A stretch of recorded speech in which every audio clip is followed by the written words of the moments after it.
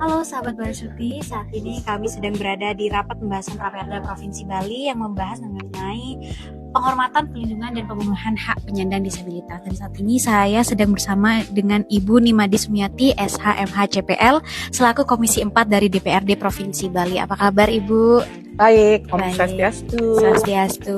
Baik, mungkin pertanyaan saya yang pertama, bagaimana sih Ibu proses dari rancangan peraturan daerah di Provinsi Bali ini mengenai teman-teman disabilitas? Apakah sudah bisa difinalisasikan? Apa yang masih ditunggu lagi?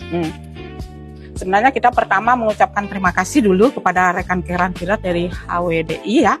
HWDI itu yang mengawal sebelum saya duduk di DPRD Provinsi Bali, termasuk dari Bali Sruti, itu yang menambah dasar ya terkait dengan raperda ini. Nah sekarang mekanismenya sudah berjalan hampir ya, mungkin sudah 60% ya, masukan-masukan dari semua lini ya, baik OPD yang terlibat, hukum ya, biro hukum, ada dari Menhumkam, ada dari kita punya akademisi, ngurah rai, maupun masukan-masukan dari HDI maupun KDD tadi kan, itu melengkapi semua bahan, karena secara de facto ya, fakta yang ada, normatifnya mereka yang tahu. Kalau kita di DPRD ya sesuai dengan fungsi ya, legislasi ya, salah satunya yaitu membuat peraturan dan perundangan, terutama Perda kita di Bali kan, mengenai bagaimana agar mereka dari disabilitas itu ya, difabel itu memiliki ya, memperoleh hak seutuhnya sama dengan warga negara yang lain, itu baik dari perlindungan pada pemerintah juga mengacu pada salah satu pasal dari Undang-Undang Dasar itu kan harus dilindungi oleh pemerintah. Nah oleh karena itu seberapa kekurangan yang sudah berjalan nanti akan terlihat di sini, akan ditambah untuk perlindungannya dan haknya, bantuannya adalah di raperda ini. Baik, kalau terkait sudah implementasi nanti, misalnya ini sudah fix, sudah goal, dan lalu diimplementasikan, apa sih yang dampak yang paling berasa bagi teman-teman disabilitas itu, apa yang akan mereka rasakan? Ya, kalau sudah selesai raperda ini, jalan pertama yaitu sosialisasi.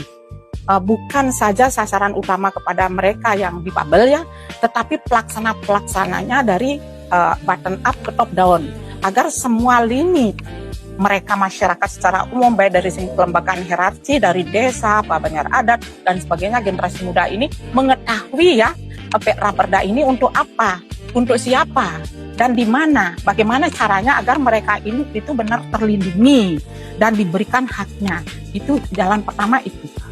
Oke, mungkin sebagai pesan penutup Ibu, apa yang bisa disampaikan sebagai komitmen pemerintah untuk masyarakat di Bali? Ya, kalau komitmen kami di DPRD kan sesuai dengan fungsi kami, so pasti ya, asal ada lembaga atau bantuan hukum yang melibatkan diri dalam penyelenggaraan perlindungan daripada difabel ini, bekerja sama ya, lebih banyak komunikasi atau koordinasi kepada kami, pemerintah dalam arti luas atau eksekutif dan legislatif, bagaimana caranya membantu mereka lewat anggaran tentunya ya, bantuan-bantuan anggaran kan semua dari itu, baik sarana prasarana maupun skill kan dari sana datangnya ya. Itu sih yang saya sampaikan, dan kami berharap semua lini masyarakat dari jenjang pemerintahan maupun desa adat dan semuanya generasi muda mengetahui dan membantu tentang validitas data kita kan, yang kita harapkan, karena validitas data belum valid kan, maka validnya itu adalah dari bottom up, dari dusun itu sendiri, agar cepat melaporkan kepada instansi. Terima kasih ya, Ibu atas waktunya, sehat selalu, semoga dari Perda ini bisa segera goal ya Ibu ya. Ya pasti, pasti goal ya, goal, secepatnya ya. ini. Terima kasih, Terima kasih ya sudah.